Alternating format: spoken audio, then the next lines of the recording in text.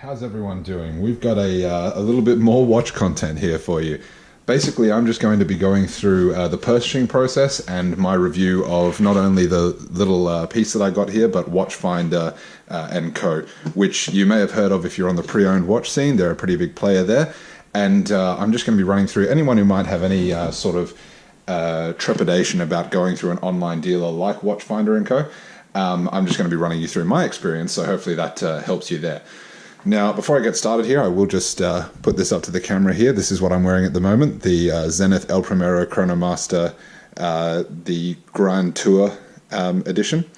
One of my favorites, interestingly enough, the only watch I've ever bought at full list and retail, which was probably a bad choice, but hey, I liked it and it's a limited edition, so I bought it. Anyway, going on to this little purchase here. Now, I have bought from many local, I'm in Australia, so many local online watch dealers, but this was my first out-of-country purchase. So obviously there are charges involved with that in terms of import tax, so I can't really comment because that goes differently for each area on that. But do be aware that I think in Australian dollars, if it's over 3,000, they start charging you import tax. So be aware of that. That isn't the company's fault. That is just how it is. This one here, I ordered something very, very cheap just to start off with, something a little bit quirky, something a little fun I might use as a beta for a little while and then maybe give away. So I didn't really, I didn't even have to pay import tax. In fact, it was under 1,000 Aussie, which, you know, let's not talk about money because it's awfully crass, but it was a nice, safe little purchase just to test out the company. Anyway, when I placed my order, I was immediately contacted via email. I was assigned a sales consultant, which was really nice. They confirmed everything multiple times.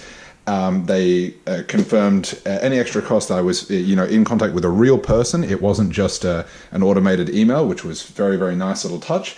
And the shipping days they gave me 4 days, which from the UK to Australia is more than reasonable, and it arrived and shipped on time. So all ticks in that area. In terms of customer service, I couldn't speak more highly of them. Now, what we have here is the box it comes in, and all I've done here is I have opened this initial seal here just to save me from having to cut that open on camera. And it's pretty nice. They've got like a little. It's just, oh my god, it's covered in emblems and stuff like that from the company. We've got a little bit of the. That'll be the paperwork that comes with the watch. This watch is without box and papers, so as I said, this is not an incredibly high-end purchase. This will be the invoice for the purchase. This right here. This is the little Watchfinder warranty and a couple of other things. Once again, order invoices for the purchase. It's in a very high-quality envelope. You probably can't see that on camera, but that is really, really nice. As much as that matters. Now, when we're looking at the actual inside of the packaging here, we've got this cushioning. It seems to be that the box is in a bag, or a drawstring bag, rather. It's got a lot of this this sort of packaging around there, I suppose, to make it sure it doesn't get damaged. So we'll have a look at this. We might get savor the moment. That's a nice touch. I don't know if you can see that on the bottom of the box. Savor the moment. Oh, isn't that corny and nice?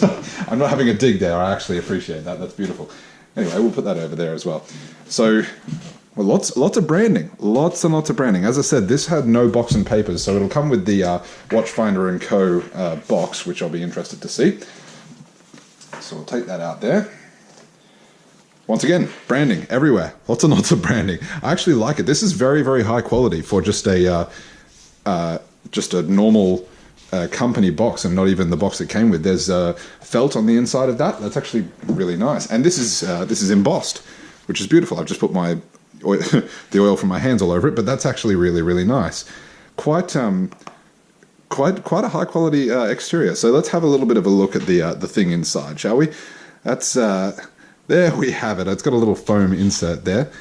Oh, and it's even got a little space here, like the Rolex boxes do for papers. As I said, no papers with this one, but what we're looking at here is a sports elegance tag. It's about, I'd say, probably close to late 20, 30 years old.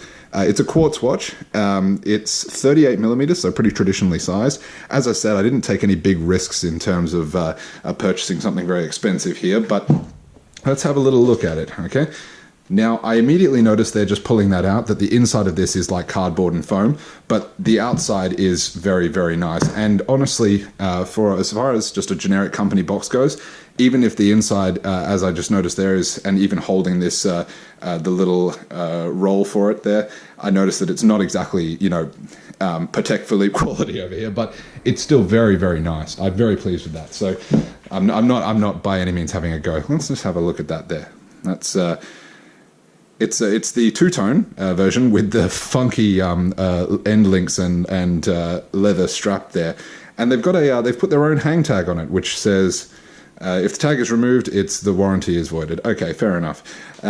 Now, this is the chronograph version. It has a number of different functions. It actually has a 1/10 of a second timer, if I'm remembering correctly. You see that normal tick there just for the quartz. Now, if I am remembering correctly, if I pause this little sub-dial here on the top right should jump.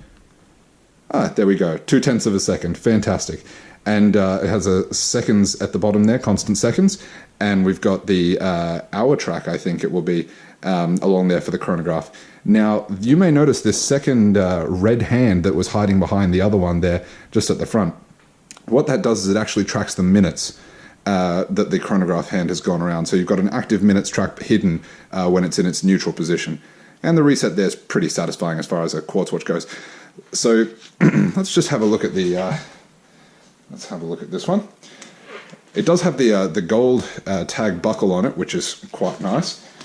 As far as the condition goes, it was listed in very good condition, and I have to agree.